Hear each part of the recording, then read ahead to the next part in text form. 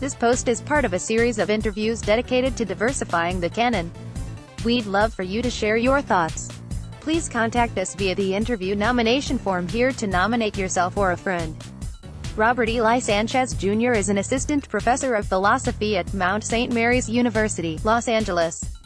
He specializes in Mexican and Latin American philosophy, existentialism, and social, political philosophy. His Mexican Philosophy in the 20th Century, Essential Readings, co-edited with Carlos Alberto Sanchez, was recently published as the inaugural volume of OUP's new series, Oxford New Histories of Philosophy. He is also editing an introduction to Latin American and Latinx philosophy, under contract with Routledge, working on a monograph on La Filosofía de lo Mexicano, the philosophy of Mexicanness, and co-hosts a blog on Mexican philosophy, MexicanPhilosophy.com. He earned his Ph. in philosophy at UC Riverside in 2012. What are you doing in your own classroom or university to diversify the philosophical canon? I try not to think of diversifying the canon in terms of adding authors here and there for the sake of diversity. This way of looking at diversity takes for granted the centrality of certain figures or traditions and makes it sound like we are doing someone a favor.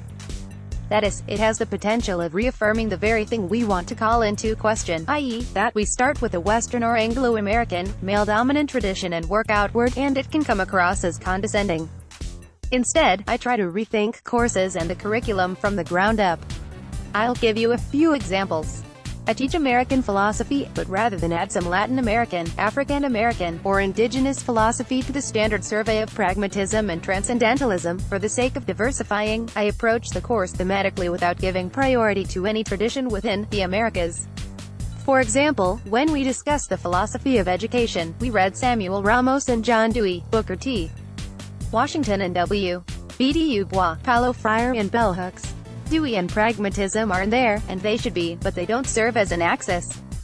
I should add that I borrowed my approach to American philosophy from a forthcoming reader, The Philosophy of the Americas, edited by Kim Diaz and Matthew A. Even where certain authors are and will remain central to the development of a tradition, as Hobbes, Locke, and Rousseau are to the modern liberal political tradition, their centrality can and should be called into question. So when I teach social and political philosophy, I focus on social contract theory, starting with Hobbes, but I spend at least half the course on Charles Mills's The Racial Contract and Carol Pateman's The Sexual Contract, in order to demonstrate that the tradition is built on forms of exclusion, racism, sexism, nationalism, that we now have to confront head-on. Finally, I regularly teach courses on Mexican, Mexican American, and Latin American philosophy because they are my area of specialty. But I want to put the emphasis on regularly, since if we teach courses like these only occasionally, that conveys to students and colleagues that they belong on the margins, that they're topics we might take up only in our spare time. What's your favorite piece to teach and why? I don't have a favorite, but I enjoy teaching José Ortega y Gasset's Meditations on Quixote and the Modern Theme.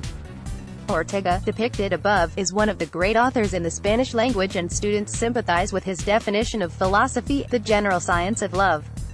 For Ortega, philosophy should encourage us to pay attention to the small things that surround us and bring out their full significance, since for the person for whom small things do not exist, the great is not great. These texts also invert students' expectation that philosophy is an abstract discipline only concerned with universals and conceptual analysis. Overall, I find that Ortega is a great introduction to the idea of comparative philosophy, specifically the idea that philosophy is always a view from somewhere, is always tied to cultural identity, and never requires us to choose between it and the local things, peoples, and issues that we care about. What are the biggest challenges and rewards of working to diversify the canon? For me, the biggest challenge and reward amount to the same thing. Like most of us, I have a relatively standard background in the history of Western and analytic philosophy. So being committed to diversifying the canon means that I am always having to learn something new and, in some ways, starting over. This can be disorienting, and it's always a challenge, since it requires having to look at the old and new and trying hard not to look at the new way old. But I have come to see the discomfort of this form of travel as part of the growing process. For me, the never knowing what philosophy really is the beginning of philosophy. What general advice do you have for other philosophers interested in diversifying their syllabi? Be willing and maybe even proud to fail. There's simply no way of knowing in advance what will work, and although the uncertainty can be daunting, and a bit of failure dispiriting, it gets easier across iterations of a course. We do too large a disservice to our students, especially those who are hungry for literatures that they identify with, by letting the fear of failure get the best of us. Sometimes colleagues will ask me, can I teach Latin American philosophy, even if I'm not Latinx? I'm worried that I'll come across as an imposter or that it will be taken as cultural appropriation. I appreciate the worry, given that so many of us in comparative philosophy do identify with the philosophy we specialize in. And cultural appropriation is a real danger, especially if someone specializes in a tradition for the sake of advancing their career. But your students will appreciate a genuine effort to learn alongside them, so let me just put it out there, yes, of course you can teach Latin American philosophy or whatever else. And now there are plenty of resources to do so on your own. Which leads me to a final piece of advice.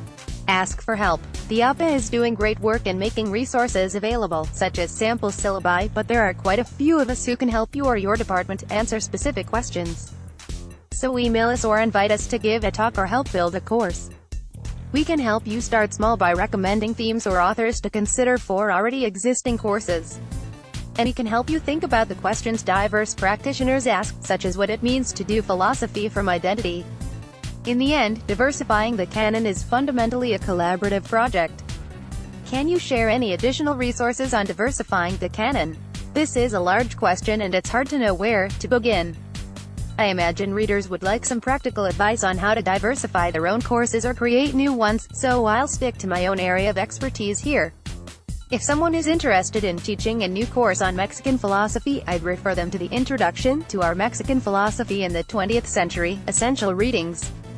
Part of our aim in the introduction, as well as with the volume as a whole, was to provide readers enough orientation, history, and resources to teach an entire course on the subject. In developing their course, readers should also take a look at the work of Carlos Alberto Sanchez, Amy Oliver, John H. Haddix, and James Maffei. I became interested in Mexican philosophy myself after reading Patrick Romanell's Making of the Mexican Mind, a study in recent Mexican thought. Latin American philosophy is much broader and harder to pin down. I am currently editing an Introduction to Latin American and Latinx Philosophy, Routledge, forthcoming, whose primary purpose is to provide newcomers with a single, affordable text they can use to teach a course on their own for the first time. There are also several anthologies and collections to take a look at, particularly those by Jorge J. E. Gracia and Elizabeth Millen-Sabert, Susanna Nocatelli and Gary Say, and Eduardo Mendita. These are very different volumes designed for different purposes, so I recommend taking a look at all of them before picking and choosing what works for you. For orientation, the newcomer should also take a look at a special issue of the APA newsletter on Hispanic, Latino issues in philosophy, Volume 7, No. 1, devoted to teaching Latin American philosophy. There, one will find sample syllabi. In general, the APA newsletter is probably the best online resource on Latin American philosophy. Since its inception in 2001, and still today, the newsletter has attracted some of the best work in the field, in part because it was one of the few places many of us could publish without having to deal with self-censorship. Today there is also the Inter-American Journal of Philosophy, a peer-reviewed online journal designed to take an international approach to philosophy in the Americas. And for a brief overview, one should consult the Stanford Encyclopedia of Philosophy's entries on Mexican philosophy, Latin American philosophy, and Latin American philosophy, metaphilosophical foundations. I'm hoping we'll also see one soon on Latinx philosophy, and perhaps one specifically on Latinx feminism, which certainly deserves its own entry.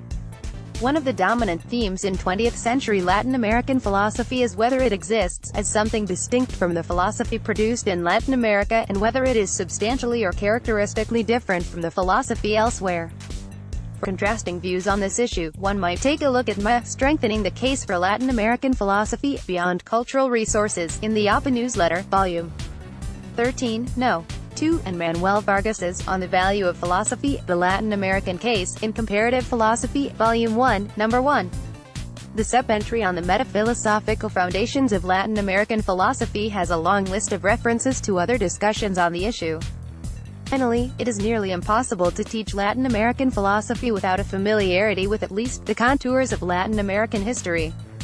In this regard, I have found John C. Chastain's Born in Blood and Fire, A Concise History of Latin America to be a particularly student-friendly introduction. This series of the APA blog is dedicated to understanding what our fellow philosophers are doing in and out of the classroom to diversify the canon. If you would like to nominate yourself or someone else to write a post for this series, please contact us via the interview nomination form here. Header image, painting by Joaquin Sorolla y Bastida, 1918.